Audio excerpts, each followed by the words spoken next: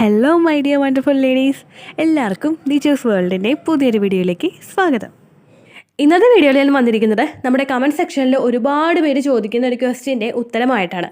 അതായത് എല്ലാവരും ചോദിക്കുന്നുണ്ട്, ചേച്ചി ഞങ്ങൾ ടിപ്സ് എല്ലാം ഫോളോ ചെയ്യുന്നുണ്ട്, ഓവുലേഷൻ ഡേറ്റ് ഫൈൻഡ് ഔട്ട് ചെയ്യുന്നുണ്ട്, പക്ഷേ പ്രഗ്നൻ്റ് ആകുന്നില്ല. വൈ? എന്തുകൊണ്ട് അങ്ങനെ സംഭവിക്കുന്നു? ഞങ്ങൾക്ക് കൃത്യമായിട്ട് ഓവുലേഷൻ ഡേറ്റ് കാൽക്കുലേറ്റ് ചെയ്യാനായിട്ട് സാധിക്കുന്നുണ്ട്, പക്ഷേ ഇതൊക്കെ ചെയ്തിട്ടും ഞങ്ങൾ പ്രഗ്നൻ്റ് ആകുന്നില്ല. എന്തുകൊണ്ട് ഇങ്ങനെ സംഭവിക്കുന്നു? വേറെ എന്തെങ്കിലും ഫാക്ടേഴ്സ് ഉണ്ടോ എന്നൊക്കെ ഒരുപാട് പേര് ചോദിക്കാറുണ്ട്. അപ്പോൾ നമുക്ക് എന്തെല്ലാം കാര്യങ്ങൾ കൊണ്ടാണ് ഓവുലേഷൻ നടന്നിട്ട് നിങ്ങൾ പ്രഗ്നൻ്റ് ആകാത്തത് എന്ന് നമുക്ക് നോക്കാം. വീഡിയോ സ്റ്റാർട്ട് ചെയ്യാം.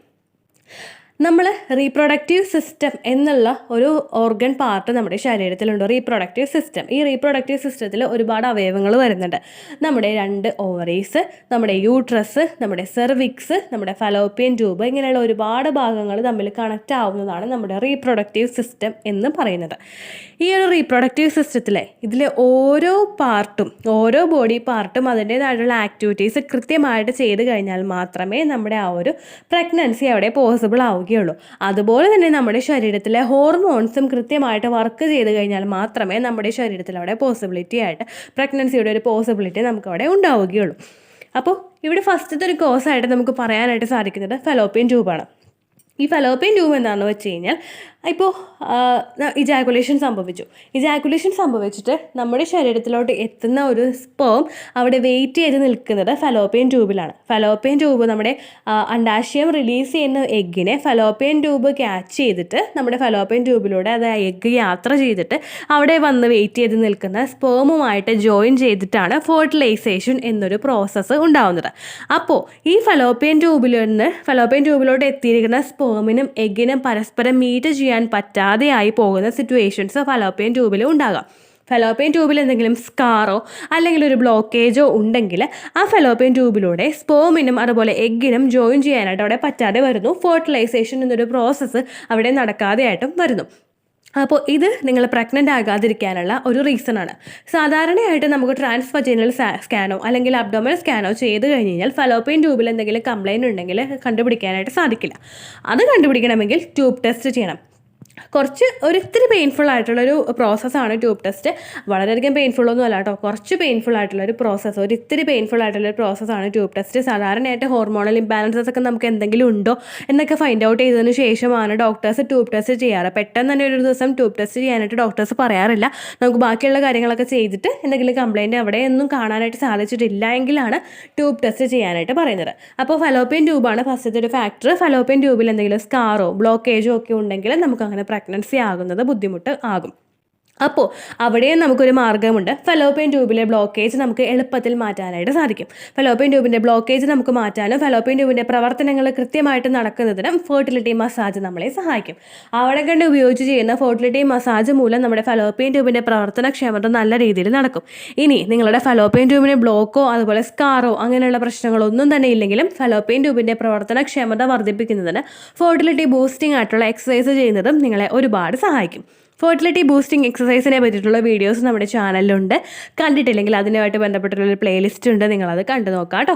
അപ്പോൾ അത് ഫോളോ ചെയ്യുക. നിങ്ങൾ എന്തെങ്കിലും ബ്ലോക്കോ സ്കാറോ അങ്ങനെ ഒന്നും ഇല്ലെങ്കിലും പ്രഗ്നൻ്റ് ആകാനായിട്ട് അത് ഒരുപാട് ഹെൽപ്പ് ചെയ്യും കേട്ടോ. രണ്ടാമത്തെ റീസണാണ് PCOD അല്ലെങ്കിൽ തൈറോയ്ഡ് ഉണ്ടാവുക.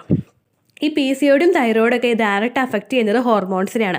ഹോർമോൺസിൻ്റെ പ്രവർത്തനങ്ങൾ കൃത്യമായിട്ട് നമ്മുടെ ശരീരത്തിൽ നടന്നിട്ടില്ല എങ്കിൽ അവിടെ ഓവുലേഷൻ ഉണ്ടാവില്ല. ഓവുലേഷൻ ഉണ്ടായാൽ തന്നെ എഗ്ഗ് കൃത്യമായിട്ട് വളരണമെന്നില്ല.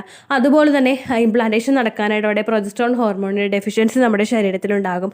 അതുപോലെ തന്നെ PCOD നമുക്കുണ്ടെങ്കിൽ PCOD മൂലം മറ്റു പല പ്രശ്നങ്ങളും നമ്മുടെ ശരീരത്തിലുണ്ടാകും. ഓവർ വെയ്റ്റ് ഉണ്ടാകും, അതുപോലുള്ള ആരോഗ്യ പ്രശ്നങ്ങളും നമുക്ക് ഉണ്ടാകും.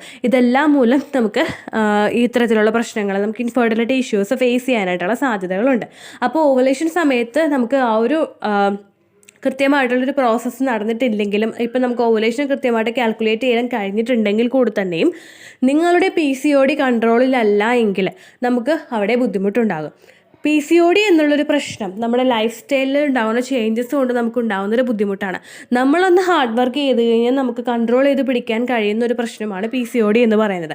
അപ്പോൾ പ്രഗ്നൻസി നോക്കുന്ന സമയത്ത് നിങ്ങൾ പുറത്തുനിന്ന് കഴിക്കുന്ന ഭക്ഷണങ്ങളൊന്ന് കുറച്ച് കഴിഞ്ഞ് കഴിഞ്ഞാൽ, നിങ്ങൾ ഫെർട്ടിലിറ്റി എക്സസൈസുകൾ ചെയ്ത് കഴിഞ്ഞ് കഴിഞ്ഞാൽ, ഹെൽത്തി ആയിട്ടുള്ള ലൈഫ് സ്റ്റൈൽ ഫോളോ ചെയ്ത് കഴിഞ്ഞ് കഴിഞ്ഞാൽ നമുക്ക് PCOD എന്നുള്ളൊരു പ്രശ്നത്തെ ക്യൂർ ചെയ്യാനായിട്ട് സാധിക്കും.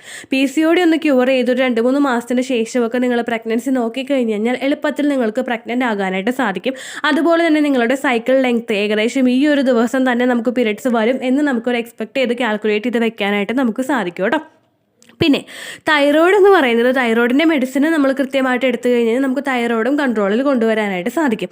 തൈറോയ്ഡ് ഗ്ലാൻഡിൻ്റെ പ്രവർത്തനം കൃത്യമായിട്ട് നടക്കുന്നില്ല എങ്കിൽ അതുമൂലം ഒരുപാട് പ്രശ്നങ്ങൾ നമ്മുടെ ശരീരത്തിൽ ഉണ്ടാകും. അതിൽ ഏറ്റവും കൂടുതൽ നമുക്ക് സിവിയർ ആയിട്ട് വരുന്നൊരു പ്രശ്നമാണ് ഇൻഫെർട്ടിലിറ്റി എന്ന് പറയുന്നത്. അപ്പോൾ ആ ഒരു പ്രശ്നവും നമുക്ക് തൈറോയിഡിൻ്റെ കൃത്യമായിട്ടുള്ളൊരു ഡോസ് മെഡിസിൻ എടുത്തു കഴിഞ്ഞാലും കൃത്യമായിട്ടുള്ളൊരു ചെക്കപ്പ് നമ്മൾ ചെയ്തിട്ട് തൈറോയ്ഡ് എങ്ങനെയുണ്ട്, ബ്ലഡ് ടെസ്റ്റിൽ നോർമൽ ആണോ എന്ന് മനസ്സിലാക്കി കഴിഞ്ഞ് കഴിഞ്ഞാൽ അത് നമുക്ക് കൺട്രോൾ ചെയ്ത് പിടിക്കാനായിട്ട് സാധിക്കും.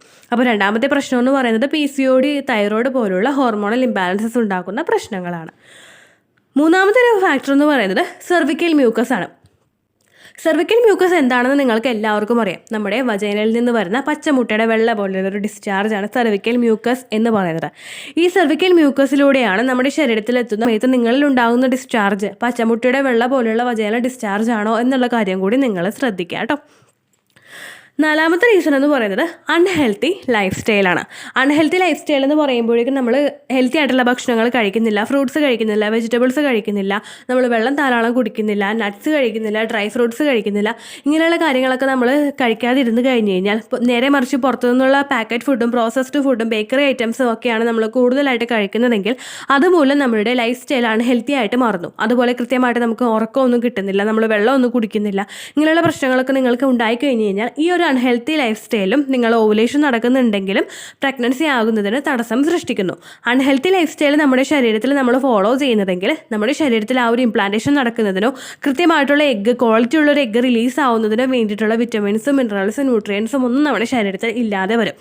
അങ്ങനെ വന്നു കഴിഞ്ഞാൽ അവിടെ പ്രഗ്നൻസി ഡിഫിക്കൽട്ടായിരിക്കും. അപ്പോൾ അടുത്തൊരു ഫാക്ടർ എന്ന് പറയുന്നത് അൺഹെൽത്തി ലൈഫ് സ്റ്റൈലാണ്.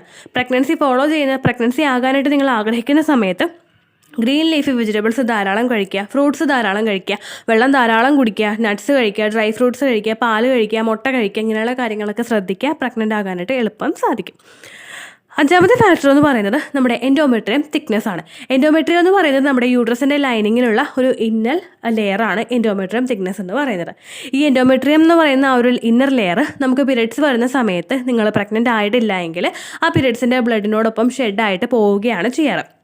ഈ എൻഡോമെട്രിയം തിക്നെസ് നമുക്ക് ഓവുലേഷൻ നടക്കുന്ന സമയത്ത് ഒരു 8 to 11 mm തിക്നെസ്സിൽ എത്തിയിട്ടില്ല എങ്കിൽ ഓവുലേഷൻ നടക്കുന്ന സമയത്ത് ആ ഒരു ഇംപ്ലാന്റേഷൻ ആയിക്കഴിഞ്ഞാലും, അതായത് അവിടെ ഫെർട്ടിലൈസേഷൻ ആയിക്കഴിഞ്ഞാലും ഇംപ്ലാന്റേഷൻ അവിടെ നടക്കില്ല. കാരണം ഇംപ്ലാന്റേഷൻ എന്നൊരു പ്രോസസ്സ് എന്ന് പറയുന്നത് ഫെർട്ടിലൈസ്ഡ് ആയിട്ടുള്ള എഗ്ഗ്, അതായത് ജോയിൻ ആയിട്ടുള്ള എഗ്ഗും സ്പേമും ട്രാവൽ ചെയ്ത് നമ്മുടെ യൂട്രസിൻ്റെ ലൈനിങ്ങിൽ എത്തി നമ്മുടെ എൻഡോമെട്രിയം ലൈനിങ്ങിൽ അറ്റാച്ച് ആകുമ്പോഴാണ് അതിനെ ഇംപ്ലാന്റേഷൻ എന്നൊരു ടേം കൊണ്ട് വിശേഷിപ്പിക്കുന്നത്. ഈ ഒരു ഇംപ്ലാന്റേഷൻ അവിടെ നടക്കണമെങ്കിൽ നമ്മുടെ യൂട്രസിൻ്റെ ലൈനിങ്ങിന് കൃത്യമായിട്ടുള്ളൊരു തിക്നെസ് ഉണ്ടാവണം. യൂട്രസിൻ്റെ ലൈനിങ്ങിൻ്റെ തിക്നെസ് കുറഞ്ഞു പോയാലോ യൂട്രസിൻ്റെ ലൈനിങ്ങിന് കൂടുതൽ തിക്നെസ് ഉണ്ടെങ്കിലോ അവിടെ നമുക്ക് പ്രഗ്നൻസി നടക്കില്ല. അപ്പോൾ എൻഡോമെട്രിയം തിക്നെസ് കൃത്യമായിട്ട് ഉണ്ടാവണമെങ്കിൽ എൻഡോമെട്രിയം തിക്നെസ്സിനെ സപ്പോർട്ട് ചെയ്യുന്ന തരത്തിലുള്ള ഭക്ഷണങ്ങൾ നിങ്ങൾ കഴിക്കണം. ഫെർട്ടിലിറ്റി ബൂസ്റ്റിംഗ് ആയിട്ടുള്ള എക്സസൈസുകൾ നിങ്ങൾ ചെയ്യണം. ഓരോ ടോപ്പിക്ക് പറയുമ്പോഴും ഞാൻ പറയുന്നുണ്ട് ഫെർട്ടിലിറ്റി ബൂസ്റ്റിംഗ് എക്സസൈസിനെ പറ്റിയിട്ട്. ഈ ഫെർട്ടിലിറ്റി ബൂസ്റ്റിംഗ് എക്സസൈസ് ചെയ്യുമ്പോൾ നമുക്ക് കിട്ടുന്ന ബെനിഫിറ്റ് എന്താണെന്ന് വെച്ച് കഴിഞ്ഞാൽ നമ്മുടെ യൂട്രസിൻ്റെ ഓരോ ഭാഗത്തോട്ട്, നമ്മുടെ ഫലോപ്പിയൻ ട്യൂബിലോട്ട് അല്ലെങ്കിൽ നമ്മുടെ അണ്ടാശയങ്ങളിലോട്ടൊക്കെ കൃത്യമായിട്ടുള്ള രീതിക്ക് ബ്ലഡ് സപ്ലൈ എത്തുന്നതിന് ഇത് സഹായിക്കുന്നു. കൃത്യമായിട്ട് ഓക്സിജൻ റിച്ച് ആയിട്ടുള്ള ബ്ലഡ് സപ്ലൈ നമ്മുടെ ശരീരത്തിലെ ഓരോ ഭാഗത്തോട്ടും എത്തിക്കഴിഞ്ഞാൽ ശരീരത്തിലെ നോർമലായിട്ട് നടക്കുന്ന ആക്ടിവിറ്റീസിനേക്കാളും 10 മടങ്ങ് വേഗത്തിൽ ആക്ടിവിറ്റീസ് കൃത്യമായിട്ട് നടക്കും. അതിന് സപ്പോർട്ട് ചെയ്യുന്നതാണ് ഫെർട്ടിലിറ്റി ബൂസ്റ്റിംഗ് ആയിട്ടുള്ള എക്സസൈസുകൾ. അപ്പോൾ അത്തരത്തിലുള്ള എക്സസൈസുകൾ ചെയ്യാനായിട്ട് നിങ്ങൾ ശ്രദ്ധിക്കുക. ഇതുവഴി നിങ്ങളുടെ എൻഡോമെട്രിയം തിക്നെസ് കൃത്യമായിട്ട് ഗ്രോ ആകുന്നതിനും അത് സഹായിക്കും. ആറാമത്തെ ഫാക്ടർ, ഏറ്റവും ഇമ്പോർട്ടൻ്റ് ആയിട്ടുള്ള മറ്റൊരു ഫാക്ടറാണ് ഹസ്ബൻഡിൻ്റെ കാര്യം.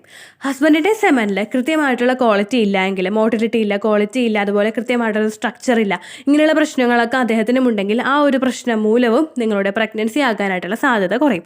അപ്പോൾ ഇത്തരം കാര്യങ്ങൾ സ്ത്രീകളുടെ ചെക്ക് ചെയ്ത് കഴിഞ്ഞ് കഴിഞ്ഞാൽ പിന്നെ അടുത്തതായിട്ട് നമ്മൾ ചെയ്യേണ്ടത് ഹസ്ബൻഡിൻ്റെ സെമൻ അനാലിസിസ് ആണ്.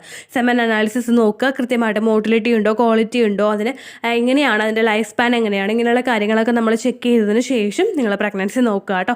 അതും ആ ഒരു കാര്യവും ഏകദേശം നമ്മളൊരു 100% കാൽക്കുലേറ്റ് ചെയ്ത് കഴിഞ്ഞാൽ ഒരു 50% വരെയൊക്കെ ഹസ്ബൻഡിൻ്റെ ഫാക്ടറും അവിടെ ഇൻക്ലൂഡഡ് ആണ്. ആ ഒരു കാര്യം കൂടി നിങ്ങൾ ശ്രദ്ധിക്കുക. ഇത്തരം കാര്യങ്ങൾ കൊണ്ടാണ് നിങ്ങൾ പ്രഗ്നൻ്റ് ആകാനായിട്ട് ഡിഫിക്കൽട്ടീസ് ഉണ്ടാകുന്നത്. ഈ ഒരു കാര്യം ഓവർകം ചെയ്യാനായിട്ട് നമുക്ക് ഒരുപാട് കാര്യങ്ങൾ ചെയ്യാം. അതെല്ലാം ഈ ഒരു വീഡിയോയിൽ ഞാൻ ഇൻക്ലൂഡ് ചെയ്ത് ജസ്റ്റ് ആയിട്ട് പറയുന്നുണ്ട്. ഗ്രീൻ ലീഫി വെജിറ്റബിൾസ് ഒക്കെ കഴിക്കുക, ഫെർട്ടിലിറ്റി ബൂസ്റ്റിംഗ് എക്സസൈസുകൾ ചെയ്യുക, ഉറക്കം കൃത്യസമയത്ത് ഉറപ്പ് വരുത്തുക. ഇതെല്ലാം ചെയ്ത് കഴിഞ്ഞാൽ ഉറപ്പായിട്ടും നിങ്ങൾ പ്രഗ്നൻ്റ് ആകാനായിട്ടുള്ള സാധ്യത അവിടെ ഉണ്ട് കേട്ടോ. അപ്പോൾ ഇത്രയേ ഉള്ളൂ വീഡിയോ. യൂസ്ഫുള്ളായി കാണുമെന്ന് വിശ്വസിക്കുന്നു. യൂസ്ഫുൾ ആയിട്ടുണ്ടെങ്കിൽ മാത്രം ലൈക്ക് ചെയ്യുക, ഫ്രണ്ട്സിനൊക്കെ ഷെയർ ചെയ്ത് കൊടുക്കുക കേട്ടോ. അപ്പോൾ അടുത്തൊരു യൂസ്ഫുൾ വീഡിയോ ആയിട്ട് നമുക്ക് വീണ്ടും കാണാം. ബൈ.